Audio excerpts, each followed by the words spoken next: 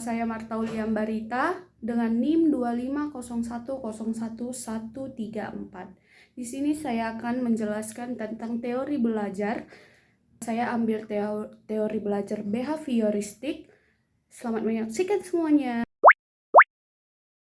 Teori belajar behavioristik merupakan salah satu aliran psikologi belajar yang memandang bahwa proses belajar dapat diamati dan diukur melalui perubahan perilaku. Fokus utama teori ini adalah pada hubungan antara stimulus dan respon. Behaviorisme menekankan bahwa perilaku manusia dibentuk oleh pengalaman dan lingkungan, sehingga belajar terjadi ketika individu memberikan respon tertentu terhadap stimulus yang diberikan.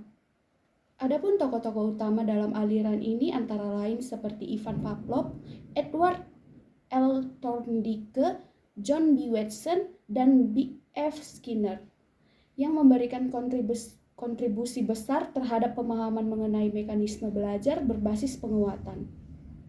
Teori belajar behavioristik umumnya menempatkan siswa pada pola belajar yang terstruktur dan terarah. Dalam perspektif ini, belajar dipandang sebagai proses pembentukan perilaku untuk mencapai tujuan tertentu, sehingga ruang bagi kreativitas dan imajinasi siswa menjadi lebih terbatas. Pendekatan behavioristik melihat pengetahuan sebagai hasil akhir yang harus dicapai, sehingga aktivitas belajar dipahami sebagai proses memperoleh informasi, sementara kegiatan mengajar diposisikan sebagai penyampaian pengetahuan dari guru kepada siswa. Dengan kerangka pikir tersebut, siswa diharapkan memiliki pemahaman yang seragam terhadap materi yang diajarkan, sesuai dengan apa yang disampaikan guru. Metode pembelajaran berlandaskan teori behavioristik umumnya digunakan untuk melatih serta membimbing peserta didik yang membutuhkan motivasi eksternal, cenderung meniru perilaku yang diamati, dan cenderung mengulang tindakan ketika memperoleh hadiah atau penghargaan. Berdasarkan penjelasan tersebut, dapat dipahami bahwa proses belajar dalam perspektif behavioristik berfungsi sebagai wahana pembentukan perilaku melalui rangkaian stimulus dan respon yang terjadi secara terus-menerus, disertai pemberian penguatan berupa hadiah maupun hukuman untuk memperkuat atau melemahkan suatu perilaku. Dalam kenyataannya, banyak guru menghadapi berbagai kendala ketika harus mengelola kelas yang dipenuhi perilaku menyimpang.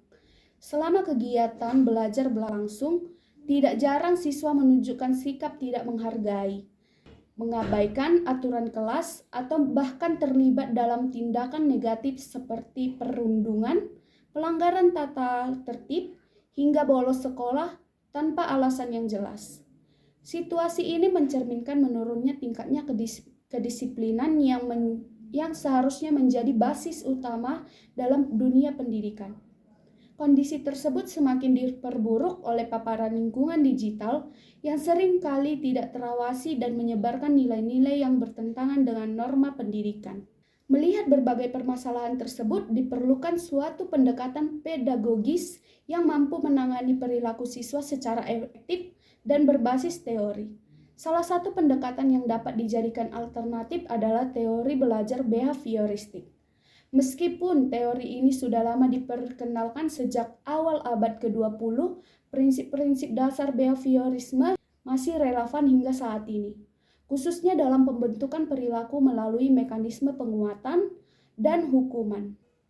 Behaviorisme beranggapan bahwa perilaku dapat dikendalikan dan dibentuk melalui hubungan stimulus dan respon yang diberikan secara konsisten dan terstruktur, sehingga guru dapat membantu mengembangkan karakter siswa secara bertahap dan terukur.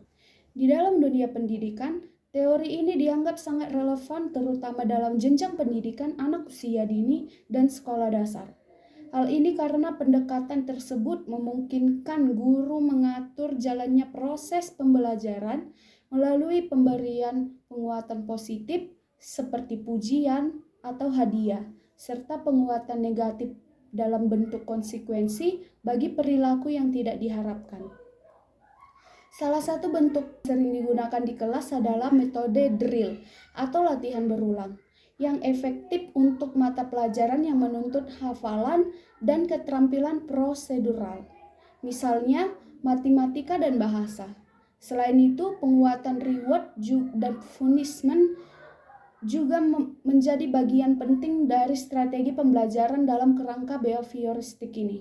Jadi, teori belajar behavioristik memberikan pengaruh besar dalam dunia pendidikan, terutama dalam pembentukan kebiasaan, disiplin, dan respon yang terukur.